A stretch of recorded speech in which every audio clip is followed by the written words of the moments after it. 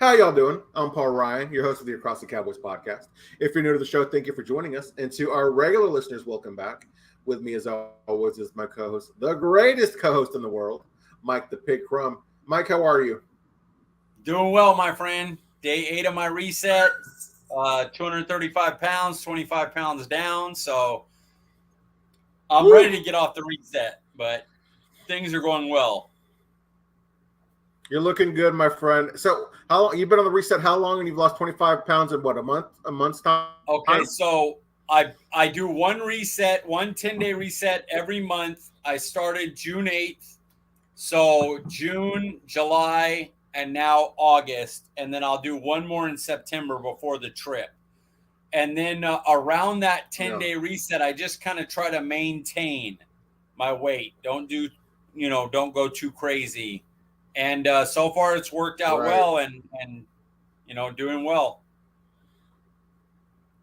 What's your cheat meal going to be, Mike, or your back to regular living meal going to be, if you will? I think, so my first day back is Thursday. Thursday, me and Denny or me and somebody will go see a movie.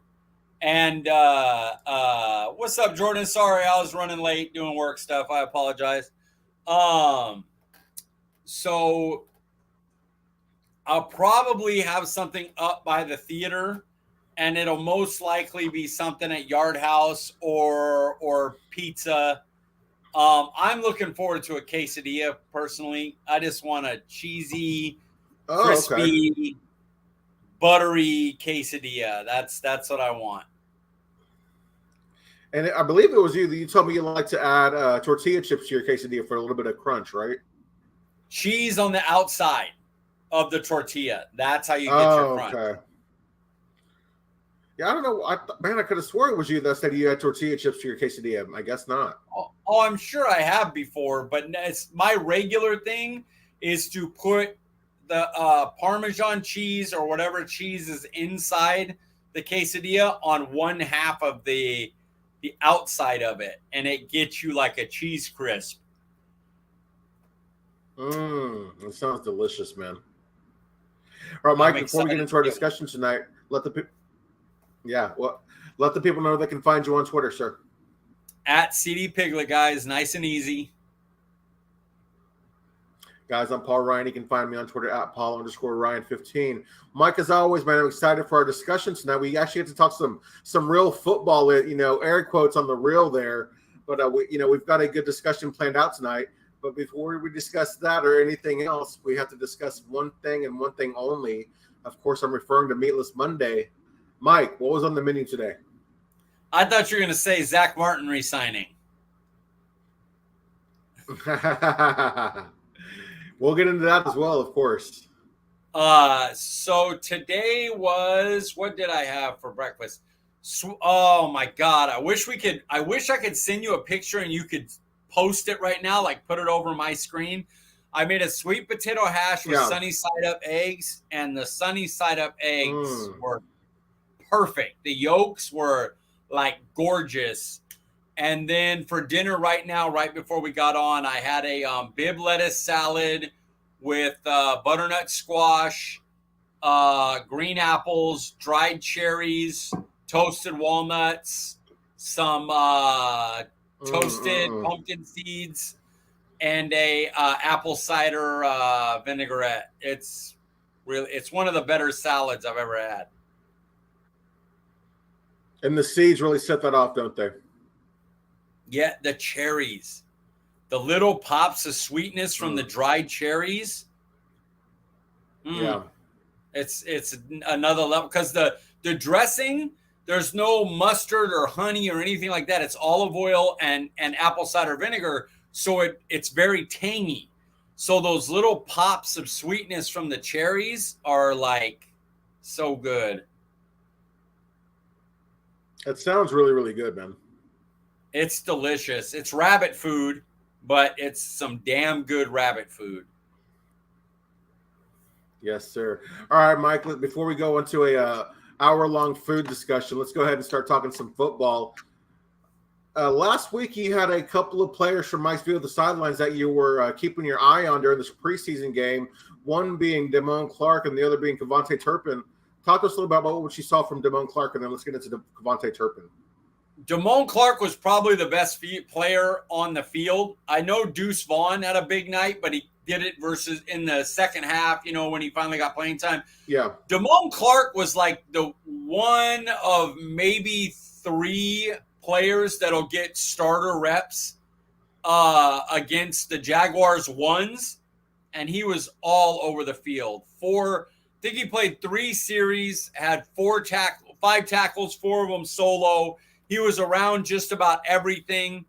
He got after the guy we're going to talk about next, Turpin fumbled, and they got the ball back.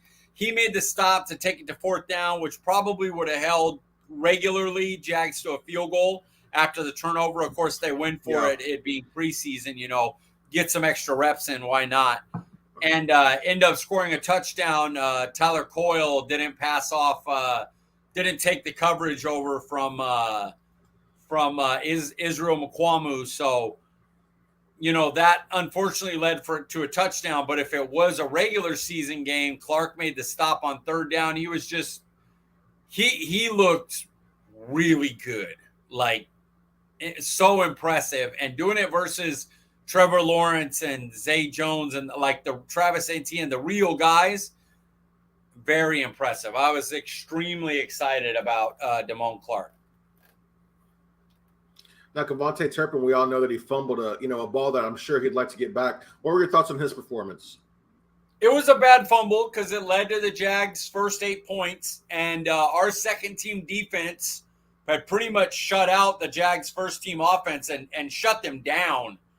They had the clamps on him before that. He was only targeted twice on offense, made one enormous 3rd down catch that kept us in the game. A big play, but kind of 2 big plays, one bad, one good. Don't think it really moved the needle. Yeah. I'm one of the ones that don't believe it needed to. I think regardless, unless he went like Maher crazy with the fumbles, how Maher was missing extra points, I think he's the return man. Yeah. He's the guy. So, I just don't think his thing was impacted very much, where Damone Clark, they have to be seeing this in practice already, but they've got to be like, okay, this guy's your other linebacker with LVE, clearly. Oh, yeah. I mean, what is there? It's LVE, Damone Clark, and then, of course, Jabril Cox, but then who after that, Mike, as far as goes for our linebackers? Overshown, and then Harper. All right. A player who made some noise, man, you were talking about the second-team defense facing the Jaguars' first-team offenses. Wanye Thomas, can you talk to us a little about who that is? Yeah, Wanye Thomas, box-style safety, 6'3", bigger, kind of like Curse, 6'4". His problem right now is in the rotation. Curse is your first guy. Donovan Wilson is the next guy that is kind of like that. He doesn't do exactly what Curse does, but then there's Bell, who kind of does the Wilson role, and so those 3 linebackers are ahead of him, so it's hard for him to get a lot of play. It was interesting to see him make a play in coverage. I think he had another pass deflection too, which is big for him because he's the box safety. He's the next step in the box safety, but I don't. It's going to be hard the way our 53 is for him to like straight up make the 53-man roster, but he absolutely could be a guy that is a practice squad that gets moved up often. If there's an injury, he's one of the first ones that come up, So I'm a big fan of his. I hope we get to keep him and watch him develop a little bit more. I mean, does he, if he were to get called up, from the practice squad, does he offer anything on special teams? Yeah. Thomas can play special teams. Big dude, can tackle. Big. Our defense and special teams are loaded with big guy, freak athlete, good tackle radius, good at tackling. And that's basically under Dan Quinn. It's what he said. He's like, I'll coach him up. Just get the big, fast guys with big tackle radiuses, and I'll coach them up into what they need to be.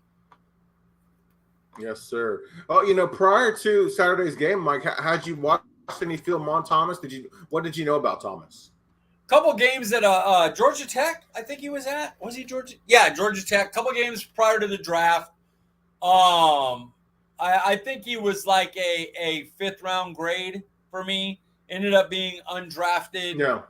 I didn't think much of it because, we at the time, what did we have? Dono and Hooker at that time, I think was a year in, maybe.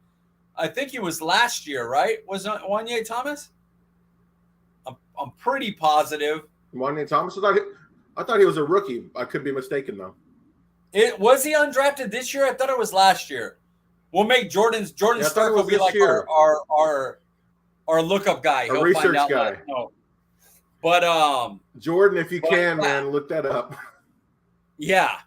But I just didn't either way, if it was last year or this year even more, our safety depth was so big. Like we were talking about Bell last year. I mean, Izzy, had made a play. So I didn't see a fit for him in the room until next year when supposedly Dono might be gone, Hooker might be gone, and Curse might be gone. And now Dono and Hooker are re-signed, and who knows what we're going to do with Curse. So, it's kind of a wait and see. I'm not too, big on him because he's just not going to be necessary for a while. Yeah. Speaking of somebody who stole the show, I'm sorry, sticking with the defense here, Mike, other than Damone Clark, did any other defensive players catch your eye? All the linebackers. We already talked about Clark.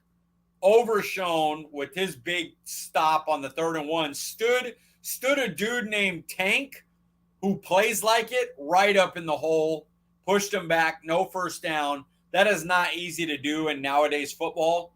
And then Harper had 6 tackles, a pass deflection, a fumble recovery.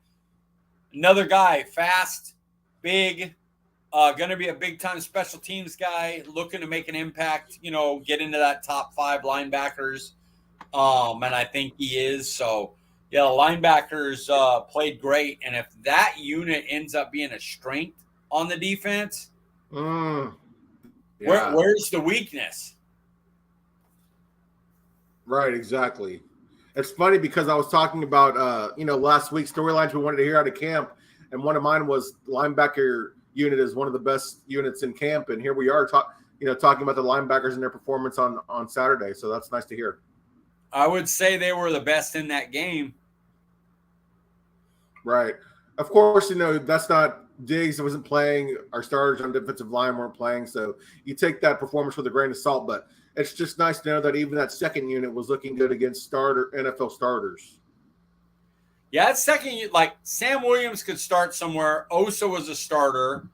They had Mozzie in, a first-round pick. Dante Fowler has started many years. Damone Clark's a starter. You had Deron Bland started a lot of games last year. I think the shocking part was that Kelvin Joseph played pretty well in coverage.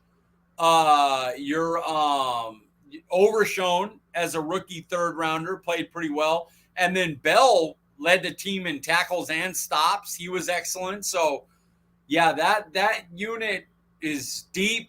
It's really good. That defense is going to be nasty. It's scary when you think about those names you just mentioned, Mike. I mean, I would think a lot of NFL teams would be happy to roll those guys out on their defense, like as their first team defense. There is a lot of guys on that defense that played the Jacksonville Jaguars that would start on a lot of other not as good defenses right now. I'm not saying the Niners defense or the Jets defense, but they would start on a lot of defenses. Yes, sir. It was nice to see, I believe it was John Owning. He was showing clips of what Mozzie Smith was No, it was Outlaw Cowboy. Excuse me.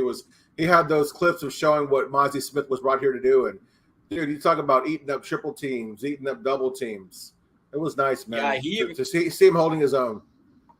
He took on a double team and launched somebody too. Still has work to do. I don't want to poo-poo it. His get off still needs work. He's a little high. He plays high at times, but I mean, for a rookie, he made an impression in game one. So I mean, he's looking to take it from there.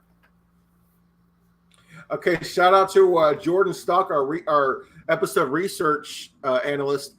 Wanye Thomas, practice squad injury list last year. This will be Thomas' official first season debut. Yeah, I thought he was an undrafted free agent last year. Yeah, so by the time we had him, we already had our safety room was already so good, and then Bell looked good, and then Izzy looked good, and so now you're going into this year like, sure, Thomas looks good. What are you going to do with him? Like, it's just you just hope to get him to the practice squad, basically. Yeah. And if you lose him, I mean, it sucks to lose him, but you're so deep, it's like, well, it is what it is. Yeah, it's if you lose Curse next year and then Bell's playing and one of the three get injured, then you're like, damn, that stinks.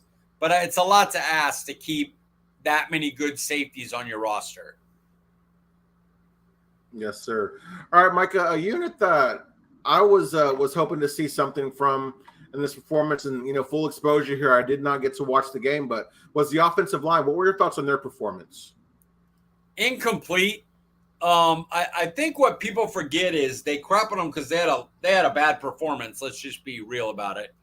But these guys are not going to be if you throw anybody's backup five out there, Eagles backup five, Jalen Hurts getting killed or whatever the quarterback is going to get killed. Like, it's just hard to ask. Now that Zach Martin's back, right? So you play a game, Steele can't play right now, right? He's coming back from injury. So in the second preseason game, you got Tyron, Tyler, Biotish, Zach Martin, and Waletzko. I bet you it looks pretty good, even though Waletzko wasn't that great. Or Steele plays, but Biotish, is still coming back from his ankle. They want to rest him. And Brock Hoffman gets out there. And you got Steele and Martin and Hoffman and Tyler Smith and Tyron. They'll probably look okay. Like, if there's a scenario where two or three of those guys are playing all together, then it's going to look bad. If it's one, maybe two, and you got the real good guys around them, then you could survive. So I'm going to say incomplete because, like, I didn't even see Asim Richards take snaps at left tackle. And all of a sudden he was playing left tackle. Farniok was center, and then Hoffman all of a sudden started center. Like, Josh Ball is awful. So you throw him out anytime, he's just not going to help at all. So, it was bad, but I'm not going to just go, oh, it was bad. They were terrible. It's going to be hard for those five to all get on sync and have multiple good snaps all in a row consistently with no way to hide them because there's so many of them that can mess up because they're all backups. So incomplete, it would be my word. Very fair. A shout out to Eleazar, one of our newest listeners, Mike, man. He's tuned in a couple weeks now in a row. Yeah, let's see here. Just chilling, looking up. Go ahead. Sorry. No. It's too early for that, Eleazar. I'm not doing prospects yet. I got done with that a couple months ago. That's after the season. I don't mess with that. I'm done with that for a while. Eleazar is excited for the 2024 draft class, Mike. Nope. Don't know what that is. Don't know what that means. F them picks. Okay. You mentioned Deuce Vaughn stole the show, Mike. Did he gain an edge on the other running backs with his performance? If he didn't, then our evaluators are bad. Like, he clearly – it just looked different when he was out there. I mean, it just did. Like, Malik Davis got no help. The offensive line was getting mauled by a number one Jaguars unit. I don't hold that against him. He didn't look good. Rico Dowd looked good, hit a screen, fumbled, so that takes away. Deuce Ball came in and just was a freak show. He was like, "Oh, I didn't get blocked well here. Okay, I'm just going to make you miss. And then I'm going to spin away from. And then, I got blocked enough to get a little, okay, then I'm going to make two Jaguar players hit each other as I go for a big gain." Like, he just looked different. It's hard with the backups the way they are to say running back 2, but he's clearly the lead guy behind Pollard, however you want to call running back 2, 3, whatever. He's the guy in the second position behind Pollard. Patrick Nosey Walker talks about how when Deuce Vaughn's on the field, he teleports from place to place, man. And, we kind of got a glimpse of that, dude. He shook 2 defenders with a nice move, and he just looks like he belongs on the field, man. In that one play, a guy breaks through the line. He jump cuts about 2 yards to the left to get away from him, right into the ongoing perfect position defender to cut off his cutback, and he just spins right past him. And it would have been a huge gain if the defender didn't trip him, which should have been a penalty. Watch that play again. The defender trips him, and if it should have been a penalty for tripping, and if not, he probably breaks a big run because he beat the one contain guy that was there to contain him. He beat him with that spin move. Man, I wish that guy didn't trip him, and he'd still be running. So you look at that running RB2 spot, Mike. Is it up for grabs? I think right now, Tony Pollard obviously is one. I think Rico Dowd is on the team because he plays special teams. That's a big thing for me. I've been telling a lot of people that I think Joseph makes the team. Bones Fossil's going to get a few guys. Like, running back 3 is not going to be a big person on the offense. Bones needs that guy. Cornerback 5 or 6 is not going to be a big player on the offense. Bones needs that guy. Wide receiver 6 is not going to be a big player on the offense. Bones needs him. Tight end 3 is going to be more of a Bones. Like, those type of guys in there are going to be there to be on Fossil's special teams. And I heard a lot of, well, how many guys does he need? Well, all of those are his. Linebacker 5's his guy. Like, I mean, if somebody gets injured, they'll move people up, they'll make changes, they'll do what they got to do. But right now, the way the 53-man set, he's going to get 8 to 10 guys to play on his unit because it's important, So right now, I think it goes Pollard, Rico Dowd for his special teams, and then Deuce Vaughn as the playmaker. And then Malik Davis would hopefully get to practice squad like he did last offseason. That would be my guess. Yes, sir. All right, Mike, here we are with stock up, stock down. Give me a player who's stock up and give me one whose stock is down after Saturday's performance. All right, let's go Bell as stock up, replacing Donovan Wilson while he's out. Like I said before, led the team in tackles, led the team in stops. He got a Baldy's breakdown, which Baldy just don't break down anybody. You had to have played. Yeah. He filled the hole well. He man covered well. Like, there's really nothing he didn't do well. I don't know if we got to see him blitz. I don't remember. I don't feel like going back and watching another preseason game. But that would be a big stock-up guy. Talking about coming in and filling the hole of maybe a top 3 defender on your defensive unit and killing it. Yeah. Not just anybody can do that, Mike. Okay, whose stock is down? Stock down. I gotta go. Man, let's pick. Yeah, all right. I'll go right. And it's it's not just that Joseph also played well and he's good on special teams, but it's because his injury. It's questionable if he's going to play Seattle. And right now is the time where he's got to be making an impact. And instead, he's not going to be there at practice. He's not going to be, probably not going to be in the next game. And that stuff matters right now. When you're looking around, well, who's showing you stuff? Well, he's not there to show you. So Wright would be a stock down. Okay. All right, Mike, we've got a question here from my guy Jordan Stock. I think I know how you're going to answer, but I'm going to show it anyway. I'd love. What round do you think running back Judkins from Ole Miss will go? I want to draft him when eligible. Nope. I refuse to answer the question. Mike, no draft talk until next offseason. Sorry, Jordan. That's Mike's rule, not mine. Minimum December. Minimum. And if we're doing well like we were last year, I'm not doing it well. I'll probably start looking at players in December, but I'm not going to talk to y'all about it because I want to talk about my Cowboys right now. Yes, sir. Yes, sir. All right, Mike, let's talk a little bit of Hard Knocks. Episode 1 debuted last week. And, I was shocked to learn that Liv Schreiber was a narrator for Hard Knocks. Did you know that? Yeah, he's like one of my top 10 favorite actors. So, yeah, I knew. I love Liev Schreiber. Oh, really? I love that. He is great. Donovan is incredible. He was the go ahead. No, I was going to say Ray Donovan. I never watched that show, but it was a show I always wanted to get into.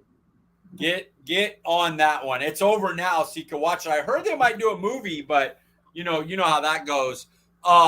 Yeah, he's excellent. I loved him as Sabretooth. I loved his little role as Cotton Weary and Scream. I like the minute he died in the opening of like Scream 3, I was so mad. I was like, this is like the main guy I'm here to see, But yeah, I know that voice. So yeah, I definitely knew it was him.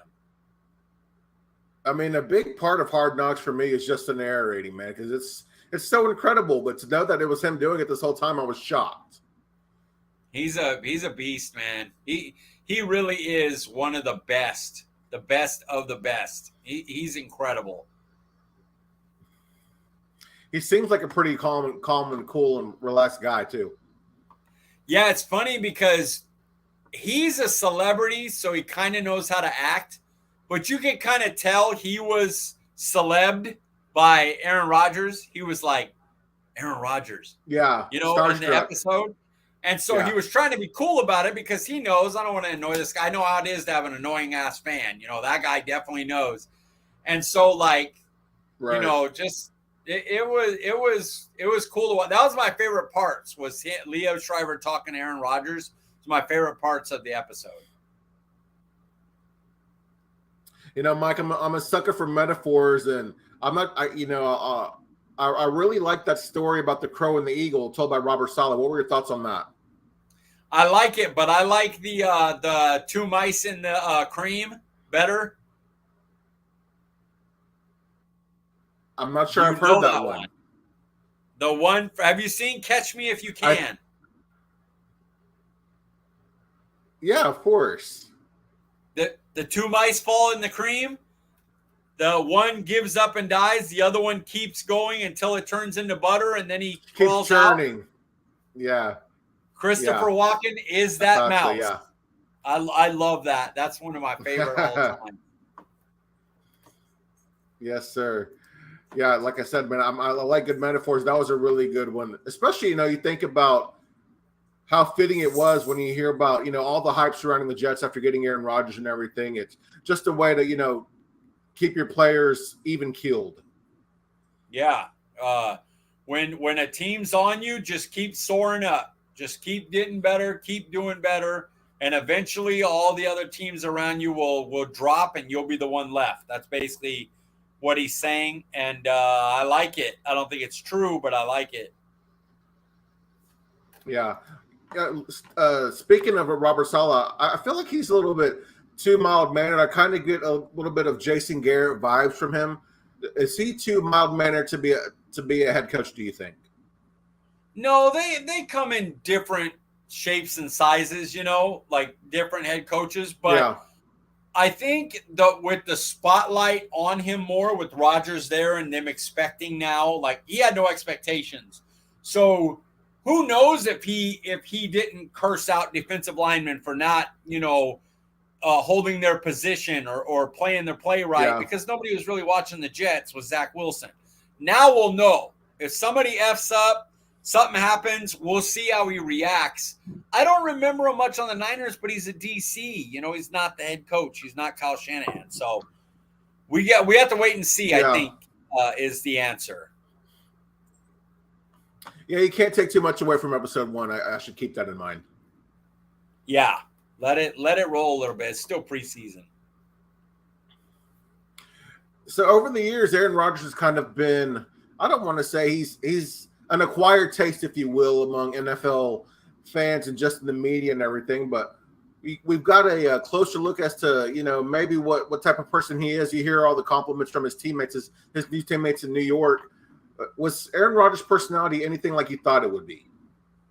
The key word there is maybe. Because he could just be a really good actor on a TV show called Hard Knocks. And he knows the cameras are on. And so, you've heard a lot of bad things from teammates before. So we'll see. I'll say this. I loved him on there. Loved him. I thought he was great. But it could just be an act. Micah, I'll admit I don't know what former teammates have said about Rodgers, because you think about his relationship with Randall Cobb, and I'm not sure exactly where him and Devontae Adams stand, but I've never really heard former teammates say bad things about him. What if they come out and said about Rodgers? Oh, they've talked about how he's disgruntled, ornery. He puts the blame on other people. That he doesn't like get along with his family. He's kind of a shut away from them. I've heard that one. Yeah. So there's been things that he's kind of a dick, but he seemed cool on Hard Knocks. I that's the most I've seen of him, and he seemed hella cool to me. Yeah, very true. We can only talk about the things we've seen, right? Yeah. Yep. Exactly. A moment that was trending on. Oh, go ahead, Mike. I'm sorry. No, just you said we could only talk about things we've seen, and I'm like, boy, this is leading into. Go ahead, please. A moment that was trending on Twitter after it happened, or after the first episode aired, was the handshake between Sauce Gardner and Aaron Rodgers. Do they have the best handshake in the NFL right now? I have no idea. I did not see it. I didn't see it. I'm sometimes I'm on my phone or writing the article. I have it on and I hear it, but a lot of times I don't remember it all. I didn't see it on Twitter at all. And I was like, well, I should look it up before the show. And I'm like, nah, that's fake. I'm just going to tell them I have no idea. I never saw it. I didn't. No clue. So sure, they have the best handshake in the business. Because I think you'd appreciate it, Mike. What it is they both are like holding their fingers like this, like maybe they're holding a cigarette of some type. They connect their fingers, they take a hit, and then they find a teammate and they put the cigarette or whatever it may be out on the teammate as like a, including them. Exactly. Yeah. That's cool. That's pretty cool. I do like that. That's nice. Couple of potheads, basically. Yes, sir. Exactly. Okay, looking at the offense, I mean, Aaron Rodgers, Breece Hall, and Garrett Wilson, that's quite the trio. Where do you rank that trio among other trios in the NFL? I didn't go through it extensively. I think it's probably somewhere in the 10 to 12 range. Right now, you got to see how Rodgers plays. He had a bad year last year. You got to see if he's, if that was a thing about age or a thing about his team. Is Bryce Hall even their one anymore with Dalvin Cook now in the mix? It could be Cook, Rodgers, and Wilson. And then Wilson's a beast, but he's going into his second year. So, I don't know if they go above Burrow, Chase, and Mixon. I don't know if they go above Dak, Lamb, and Pollard. Right. So we'd have to go through Jalen Hurts, Swift, and AJ Brown. Like, we'd have to go through some teams to see first. So, Mike, I actually did go through some teams. I'd like to hear your thoughts on how this is not necessarily ranked from best to worst or anything, but this was my personal opinion here. I had Dallas, Dak, Pollard, and Lamb ahead of New York. Then I have Cincinnati, Burrow, Chase, and Mixon. And then I have Detroit, Goff, Gibbs, and Amon-Ra St. Brown. And then I have the trio of the Jets, Rodgers, Breece Hall, and Garrett Wilson. What about Eagles? My only thing is I like Breece Hall more than I like any of the Eagles running backs. That's my thing. Not that they're not bad, but if I had to pick, you know what I mean? I don't know. Miami would have to be pretty tough with theirs. I think the problem is we got to see what Wilson is with the real quarterback now.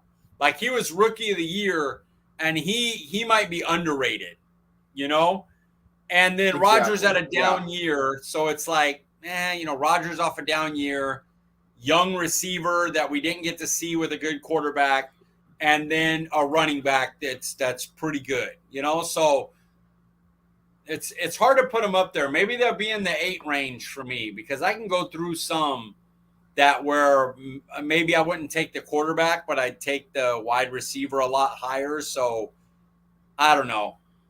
Tough call. Herbert, Eckler, and Allen, like Keenan Allen.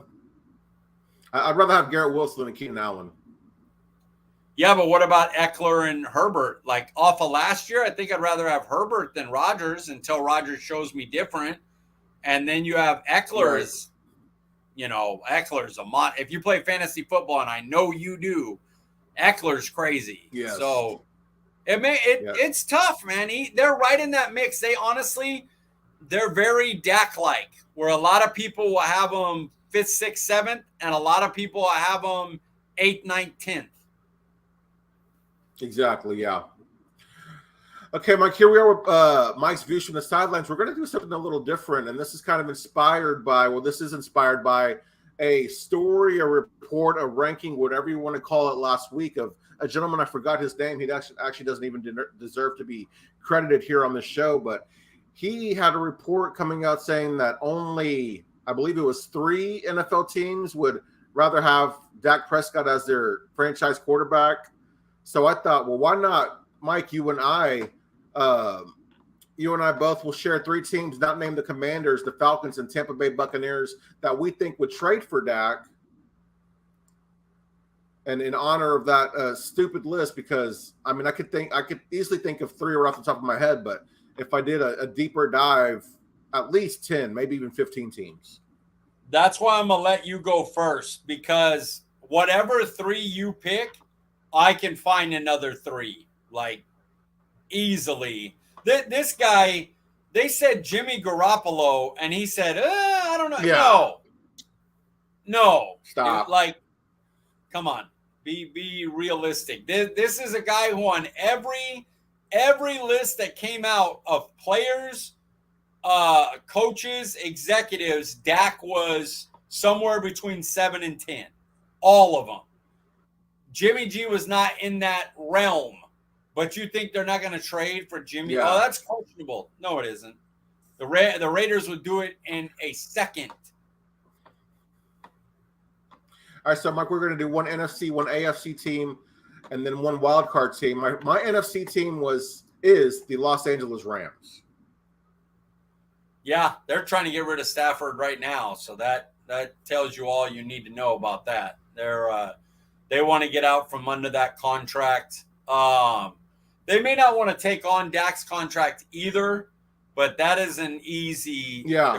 Their quarterback's older. He's injured more frequently.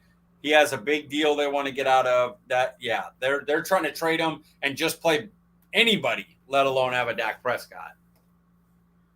Man, just imagine though, Dak paired with an offensive-minded guy like Sean McVay. Man, oh man. Yeah, that would be nice. You want me to go NFC? Yeah, who's your NFC team? There's a bunch. Oh, and of also them. let me say, I said we were not going to say the Commanders, the Falcons, or the Tampa Bay Buccaneers. Those are 3 teams. Did I mention that? Yes. So okay, just making sure. I'll go Saints. That's an easy one. I love Derek Carr, but he's not Dak Prescott. He just isn't. So yeah, Saints is an easy one. Saints, they probably win the division if Dak's their quarterback. And I love Derek Carr. I'm from Fresno. That's my guy, but not that. That's your guy. Yeah, he's not Dak Prescott. All right, Mike, give us your AFC team. Okay, I got a bunch of them. So, do you have more than one so I don't accidentally take yours? No, I only have one. All right, what if I take yours? Actually, well, technically, my wild card team is an AFC team. It's okay. It's fine. Okay. I will say I said Las Vegas Raiders. I guess that fits. There's a few of them. I'll just stick with Raiders. They got Jimmy G. You don't think Devontae Adams would rather have Dak Prescott? Easy call. Oh my God, dude. Easily. Oh my God, Devontae Adams, Michael Mayer, Dak Prescott, and Josh Jacobs and Hunter Renfrow. Holy cow, dude. Yeah, they would contend for a number one offense. Yes, sir. My AFC team was the Pittsburgh Steelers. Oh yeah. Kenny Pickett's cool. He's got some potential, but he's not that guy. He's not a guy like, I don't know if Panthers would. Like, Panthers got the number one overall pick. They want to see what they got. I'm not sure the Bears would. They want to see what Justin Fields has. Right. Like, there's questionable ones like that. Kenny Pickett's not one of those guys. Yeah, I mean, the Steelers would be thrilled if Kenny Pickett turned into Dak Prescott or even Dak Prescott light. I honestly thought you'd go with Pats or Tennessee. That's what I thought you were going to go with. Oh, I got you. Well, my wild card team might surprise you, Mike. My wild card team, the Miami Dolphins. Yeah, well, I mean, just to his health alone. Exactly. He was great when he could play, but he this ain't a leg injury. This is, one more concussion and he's done. So I think that's one that that on the field, I think they'd be like, we like Tua. We'd be all right. Not that Dak isn't better, but it's not one we have to trade. But with the health concerns, yeah, I would think that's a thing. You think of it this way, like if a trade came out where the Cowboys traded Dak to Miami and we got back 2-1 a first-round pick, you'd be like, okay, man, I'm glad we got that pick. You're like, Tua's shown something, but, man, we're losing Dak, a proven guy. I feel like that's how Cowboys fans would react. Yeah, I would feel like, well, some Cowboys fans would feel like just for the first-round pick, do it for a second-round pick.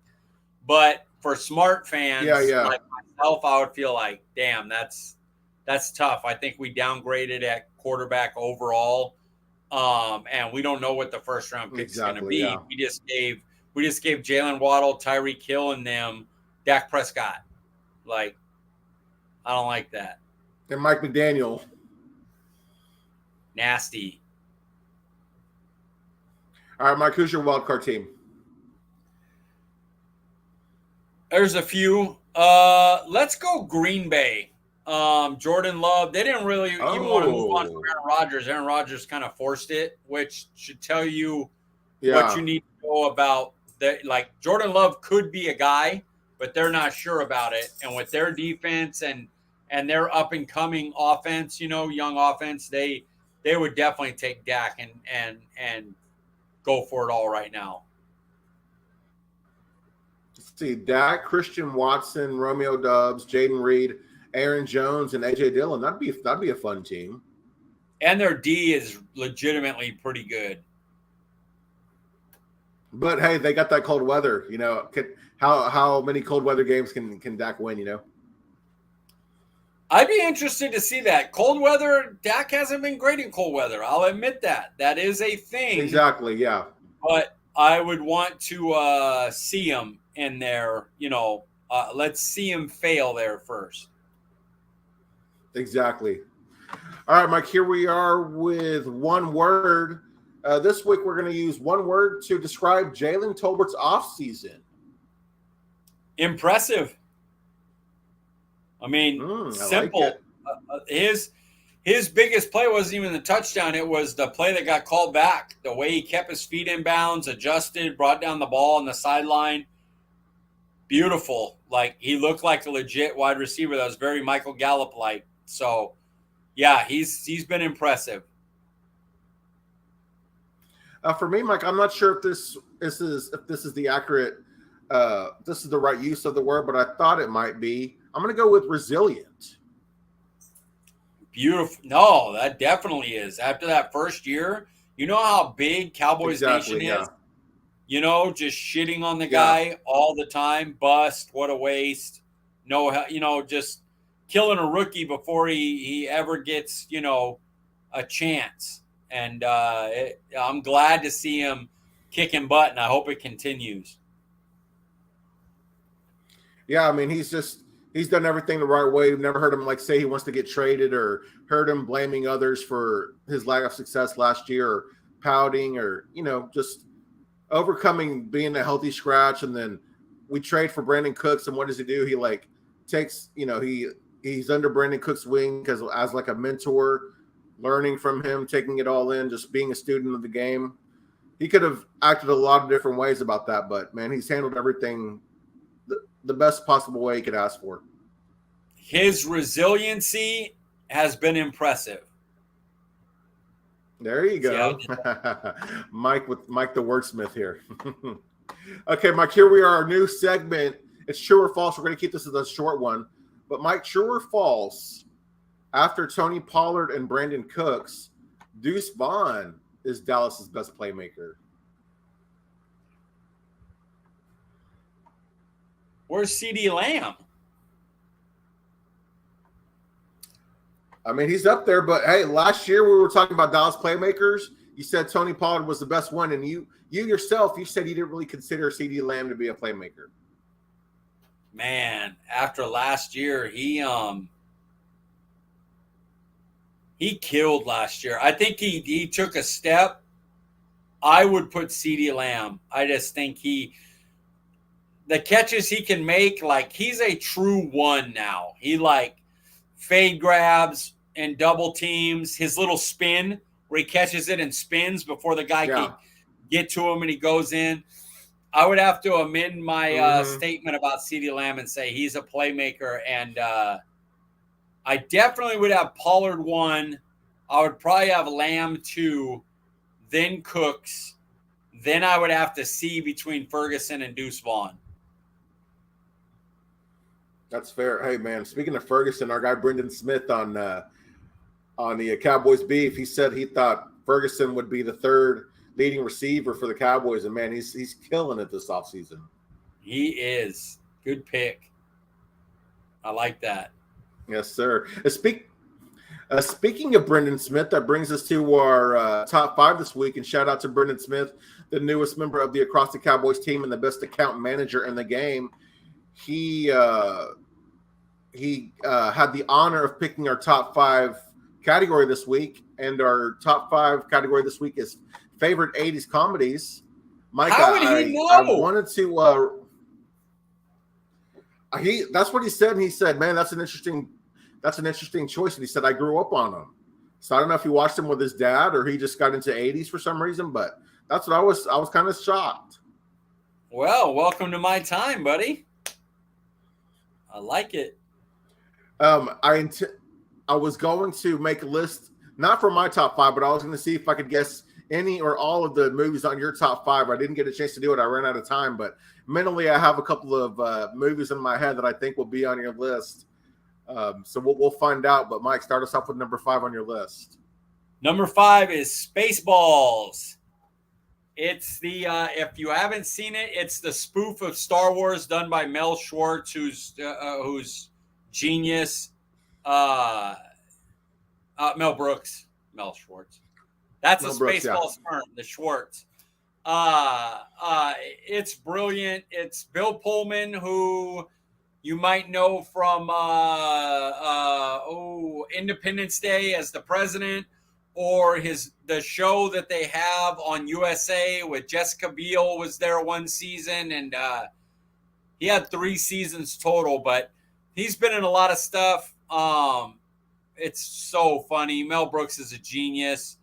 Rick Moranis is brilliant in it. When they watch the videotape of the movie, and it's so good. Just watch that movie if you haven't seen it. It holds up today. It's brilliant.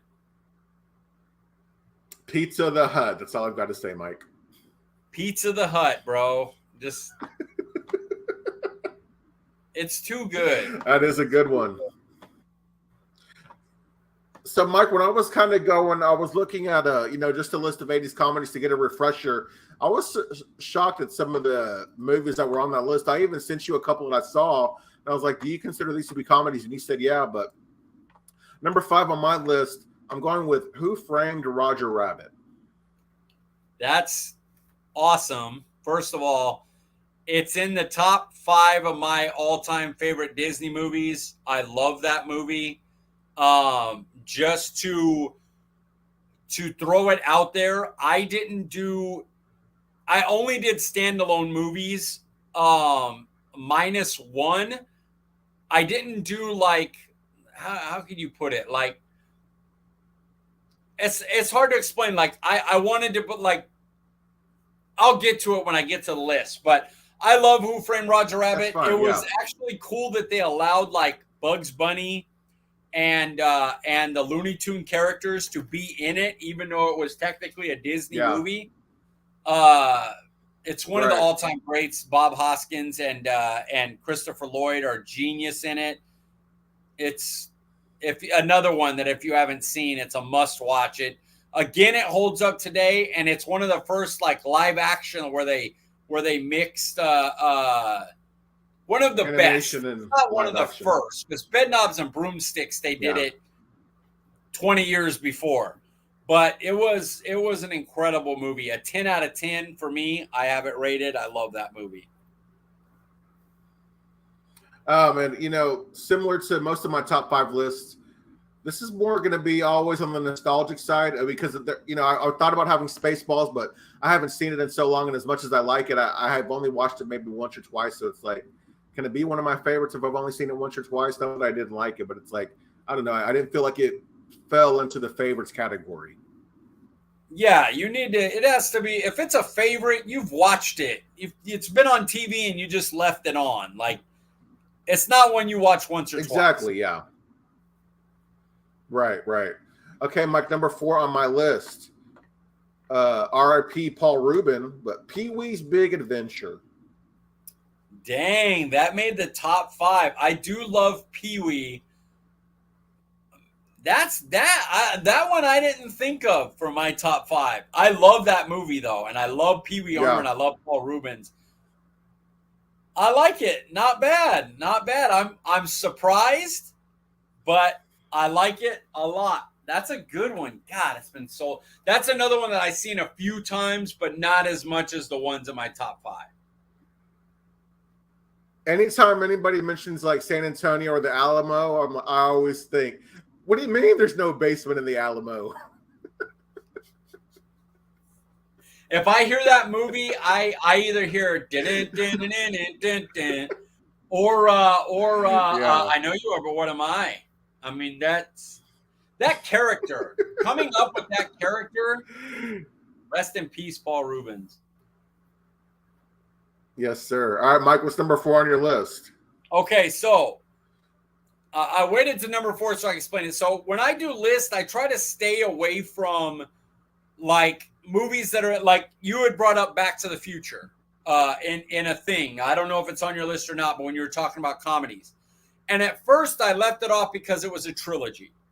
And then I was like, there was too many movies in the comedies, I had a couple others that had sequels, had a third movie, and I was like, damn, I got to use those. So I was like, okay, do I put Back to the Future in? And I said, no, you know what? I'm going to keep that as more of a sci-fi. There's too many things to exclude it for me, even though it would easily be number 2 if I had it on my list. So I left it out, but I put the Naked Gun in. If you haven't seen The Naked Gun, Leslie Nielsen is so good. Is an absolute comic genius beyond reproach. He's brilliant. I don't care which movie you put in. Pick any of them. Just watch the Naked Gun movie. Even O.J. Simpson is brilliant in these movies. You watch these movies, you don't care about all this other stuff because he's so funny. But I will forever be the umpire when he sings first song. He pretends he's Enrico Palazzo and sings the national anthem, the worst ever. Like, doesn't get the words right. It's horrible. And then when everything happens and he saves everybody and he's the ump and he takes off the mask and the fan's like, that's not the umpire. That's Enrico Palazzo. It's just the layers of comedy in their movies they don't write like that anymore. They really don't. The writing back then was so good, and it's brilliant. I love the Naked Gun movies. The umpire scene, that whole section is as good, and I still laugh at it today. The guy throws the ball, the catcher catches it, the player, the base is like a foot behind the catcher, and the guy slides right in the catcher, and he walks up all calm, safe. Like, no, dude, the base is behind the guy. I can't. I cry when I see that gif. I cry laughing because just the base is so far behind the catcher, and this guy's just safe, all calm, dude. I can't. I love that movie. It's too much. All right, Mike. I wrote down.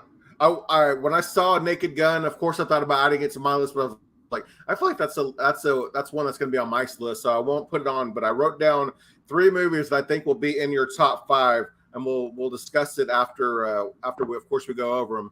But number 4 on my list. Wait, I already said my number 4, so we're on number 3. Mike, what's number 3 on your list? Number 3 on my list is another one that came with a sequel. It's Major League, especially the original. It's the reason why I kept, because I was like, I can't put 80 comedies without putting that first Major League in. So I went back and put Naked Gun in because I was like, well, if I'm doing sequels, then I gotta get Major League has to be in. So it's just too good. It's stupid. It's hilarious. It's a great sports movie. It's everything. It's brilliant. And so I had to add it. And so it's why I allowed Naked Gun in, and why I almost put Back to the Future in as well, because I couldn't keep Major League out, even if it was part of a trilogy. All right, Mike, number 3 on my list. This might be a bit of a shocker here. You know what, man? No, I'm going to keep it. This is, again, a nostalgic pick, a movie I haven't seen in years, and I was surprised again to see it as a comedy, but one I watched a lot as a kid growing up, Gremlins. Say it again? Gremlins. Oh, of course. Of course. Great movie. The first one or New York? First one. First one. First one's better. They're both good, but the first one, I mean, that's the one I remember watching the most. Yeah, I think it's definitely in the comedy of category of comedy. It's a horror comedy, and so comedy horror. That was kind of an 80s thing with the Night of the Living Dead that they did as a comedy, and that was new to the 80s. And man, you picked a good one. I've been waiting for them to remake it or do a sequel to it, and I heard that that's something that's in the works. Shout out to Beetlejuice. Sorry if that's going to be on your list later. It didn't make mine, but Beetlejuice 2 coming out. Do all those. If you can get the guys back and write a funny script, do another Gremlins, do Beetlejuice, remake one of the movies that's coming up on my list.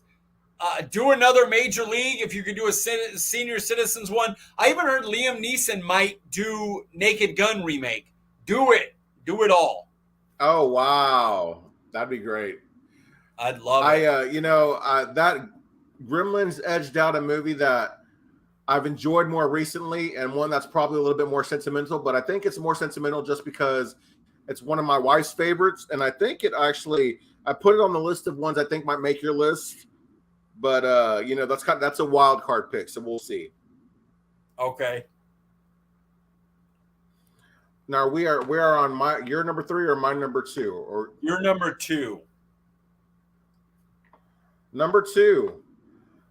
It might have been. I believe every Thanksgiving I woke up. This would be usually on a marathon. I believe it also was like a marathon on Christmas Day. Christmas Story. Yeah. Minute you said the marathon, I was like, Christmas Story. Yeah. It was a battle with me with Spaceballs. I watched that. I'm just like you. Oh, wow. Okay. Put it on marathon. It was right there. I love the dad and his stupid lamp and the turkey and the dogs eating it and the fa ra ra ra ra ra ra ra ra. It's an all-time great. You shoot your eye out. There's a million scenes you remember. Mm-hmm. Great choice. Oh, yeah. It almost got into my list. All right, Michael, number 2. What's number 2 on your list? Clue. Clue of is... Of course, I knew it. Clue. I thought that might be number 1. Number one ain't 80s. It's my favorite comedy of all time. Still to this day. Okay. But Clue needs to be... I heard it was going to be remade by Ryan Reynolds and Jason Bateman, and they just need to do it. And find a way to get Tim Curry in there as a character. Michael McKean can still be a character in that movie. Redo Clue. If you haven't seen Clue, it's based off the board game. It's a mystery comedy. It's hilarious. It's absolutely brilliant. Tim Curry is so good, dude. Oh, he's great. And I thought they called people where he's like, I'm a plant, because they called FBI the plant. I thought they called people like you a fruit because he's supposed to be gay. It's so great. It's a great movie. If you haven't seen it, again, holds up to this day. A brilliant mystery thing too, like cool ending. Just watch it. Yes, sir. All right, Mike, here we are. But let's finish it off. What's number 1 on your list? If I did this, would you know the movie? Three Amigos. My favorite comedy of all time, not just 80s. To this day, I say the lines in my regular talking. Any human being named Jose, Jose! That's how I say their name to this day. And I do the whole thing. I go, I could be just meaning it. I'm all, Jose, together we burn the village. And this guy's looking at me like, what the fuck is this guy doing? I just met him. It could be a DoorDash driver. And that's how his name is going to be called. The My Little Buttercup in the... look at these two little sissies. Right afterwards, I'm all, God, dude, I can't. I'll go through the whole movie. Like, I can't. It's brilliant. It's genius. It's maybe the best written comedy of all time. It stars 3 brilliant, genius comedians. It's incredible. If it came on right now, I probably wouldn't be able to turn the channel, and I'd laugh my butt off. All right, Mike, number 1 on my list. Sorry, I'm not sure if you heard me, but I've actually never seen Three Amigos. I know. I'll have to fix that because I think my wife That's one my wife enjoys quite a bit, but I'm not sure. Bro, I'm hurt. This is worse than Red Baron. This right here is the worst thing I've ever heard during a top 5. This hurts. I'll have to change that for you, Mike. I'm sorry, man. I didn't mean to hurt you. Maybe this will make you feel better. Give me one. So, man, I never considered this one to be a comedy, but maybe it's just because I was still young growing up. And again, another movie I was surprised to be classified as a comedy, and as always, a nostalgic pick, but probably my favorite Tom Hanks movie of all time, Big. Big. Oh, great choice. Another battle with Spaceballs. I love Big. The reason that I didn't get it in my top 5 is it's like it's a comedy. It is, but it has so much heart that it's like a great movie first. Like when I think Big, when I think Three Amigos, I think ha-ha. When I think Clue, I think ha-ha. When I think Major League, I think ha-ha. Right. When I think Big, I think what a great movie. Like I don't think about the comedy parts first. I think about the girl liking him and him just, he doesn't know. He doesn't get it, and being in the corporate world and like the way his mind of a kid works opposite of how they work in the corporate world and how it astonishes the other adults, how he thinks, how he's just so like, man, he's just so different. Like, how is he like that? Because as we get older, like that shit goes away from us.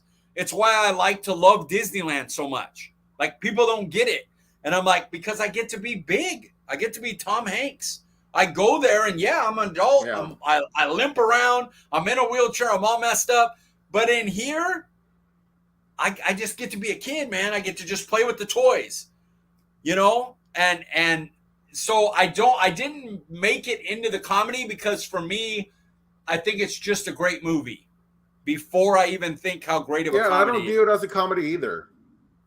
I don't view it as a comedy, but when I saw it, I'm like, well, it fits, I guess. Yeah, you got to put it in. It is a comedy. It's a very funny movie. It's just such a good movie with so much heart that, like, I can't name a part that's like, that makes you laugh first. Before I think of him doing when he's trying to convince his best friend that it's him and he's doing the song with him, like, you don't laugh at that, but you like get like feels. You get the feels. Such a great movie. You've redeemed yourself, although watch Three Amigos. Go ahead. No, I just said maybe the funniest part is when he's at the that like fancy party and he grabs the baby corn and he's eating it like a corn on the cob. Yeah, that is great.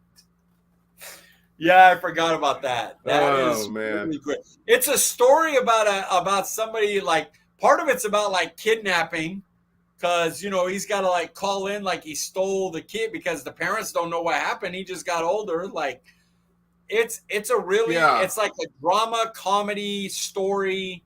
It's just a great movie. It's just a great movie, exactly. And I could have, I saw movies on the list that I've seen that I'm like, okay, these are definitely funnier, but they weren't movies that like I've seen that often. So it's like I can put these in here, but these aren't movies that I wouldn't say I didn't enjoy, but they're not like movies that I would sit down and watch again if they were on TV. You know what I mean? Yeah. Damn, man. We got over an hour. At one point, I really thought we were going under an hour, and look at us now. It's top 5. It's every time, man. I know. Okay, so the list of movies I thought would be on your top 5, I have them written right here. Clue, Bill and Ted, Major League, and A Princess Bride. Good ones. There were battles. Princess Bride and Bill and Ted would both be in my top 10, along with Christmas Story. And if I did, to be honest with you, if I did my list of non-sequel, it would have been Three Amigos, Clue, Spaceballs, Christmas Story, and probably, man, Bill and Ted would have been in the battle right there. Yeah, you would have hit it. If I wasn't doing sequels, you would have hit it pretty close. I love Princess Bride. It's in my top 10, but I don't have it as exalted as those other ones. I haven't watched it as much, Yeah. but I do love that movie. Yes, sir. For Mike, the ones that didn't make the cut but were right there were Fast Times at Ridgemont High, Spaceballs, and Naked Gun. I really should have had that in there. I don't know why I didn't. I guess it's because I haven't seen it in so long. You know, I'm kind of weird when I do my rankings. That Naked Gun, that umpire scene is number one. I love but if you just took the thing that I laugh at the most, he's a foot. Sorry, I'll talk about it. Dude, that catcher, he's safe. Like, no, clearly not. Oh, all right. 110. Let's wrap it up before everybody hates us. Well, hey, Brendan, we appreciate you, man, for the category, the top 5 category tonight. I think, we should start getting our guests more involved like we were doing more last season, Mike, as far as getting these top 5 categories picked for us, man. I agree. Jordan, comment in the top 5, and we'll see what it is later on. And then maybe we'll use it. Yeah, make sure. If we don't see it, shoot either me and Mike or the Cowboys account a DM. Oh, yeah. So, Mike, as always, I enjoy the discussion. As always, I enjoy the discussion tonight. Before we get you out of here, remind the people they can find you on Twitter. Letter C, letter D, Piglet, nice and easy, quick, simple. How about you, Paul? Yes, sir. Jordan Eliezer, thank you so much for stopping by. Guys, I'm Paul Ryan. You can find me on Twitter at Paul_Ryan15. We appreciate you joining us, and we'll see you guys next week.